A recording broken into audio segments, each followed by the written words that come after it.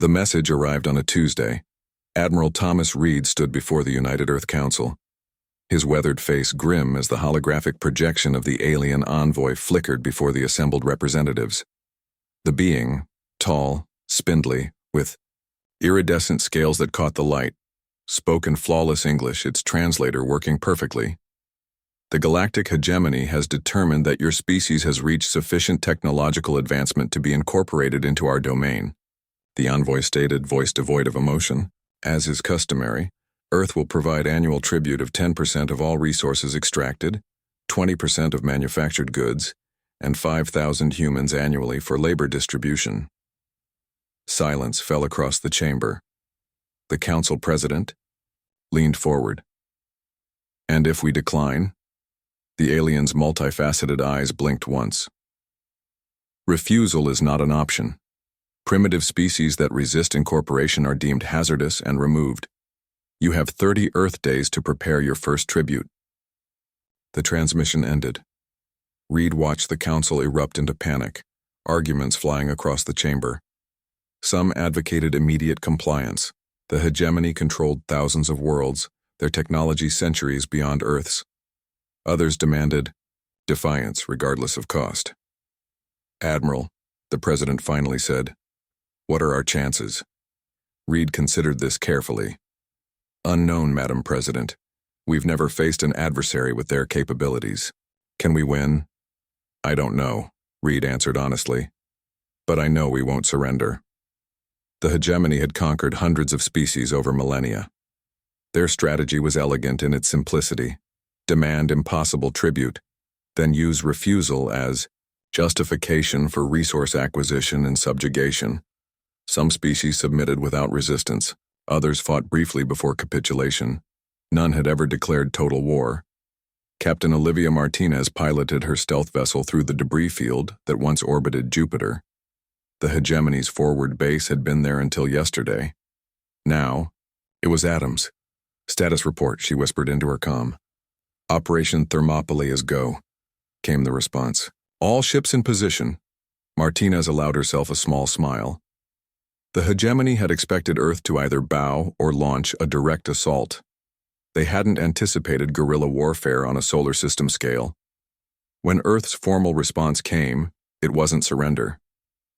It was a single phrase, broadcast on all frequencies: "Sic semper tyrannis," thus always to tyrants.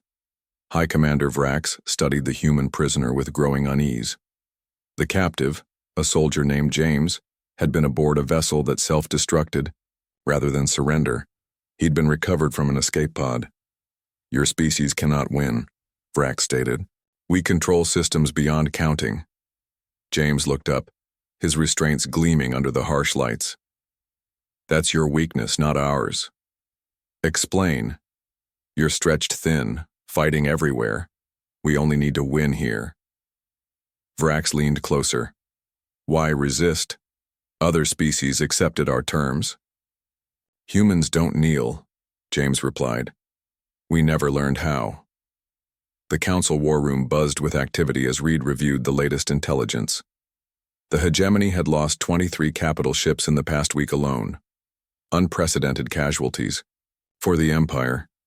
"They underestimated us," General Williams noted, examining the holographic battle map. "They still outgun us 10-1, Reed countered.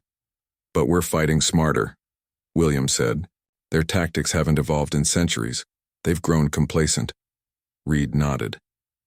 The hegemony expected conventional warfare, fleet engagements, planetary bombardment. Instead, humanity had unleashed thousands of automated drones, quantum-entangled, communication networks immune to interception, and soldiers willing to make the ultimate sacrifice. "What's the status of Project Ragnarok?" Reed asked. "Ready for deployment." Reed took a deep breath. "Then God help us all." The Hegemony Supreme Council convened for the first emergency session in 400 years. "These humans," the Grandee, overseer hissed, "are unprecedented. They've destroyed supply lines across 3 sectors." A military advisor stepped forward. "They've distributed their manufacturing capabilities across their entire system. We destroy one facility, 3 more activate. They've weaponized their asteroid belt. Their soldiers activate suicide protocols rather than divulge information. They must have a breaking point, another counselor insisted. The advisor hesitated. Our psychological profile suggests they do not.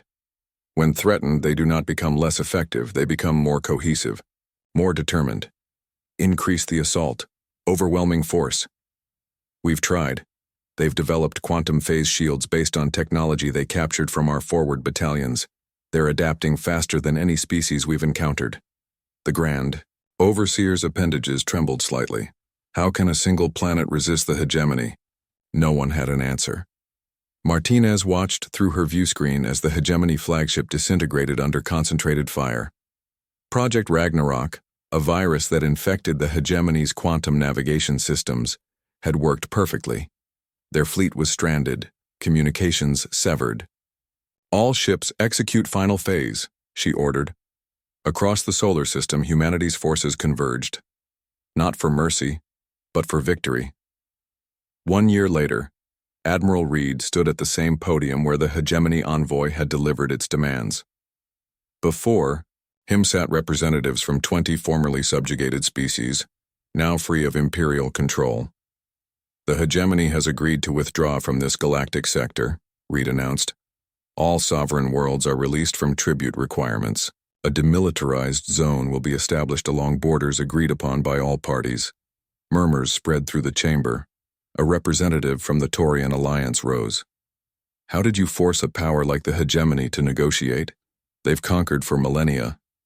Reed's expression remained neutral. We showed them something they'd never seen before. Which was? A species that preferred extinction to submission. Reed paused, and had the means to take the hegemony with them. The chamber fell silent as the implications settled. Remember, this lesson, Reed continued. Earth doesn't want war. We never did. But when threatened, humanity doesn't calculate whether we can win. We simply decide that our enemy cannot. As the delegates departed, Reed gazed out at the stars. The hegemony had demanded tribute. Earth had shown them the cost of empire. In the vast ledger of galactic conquest, humanity had introduced a new equation. When the price of victory becomes too high, even emperors learn to walk away.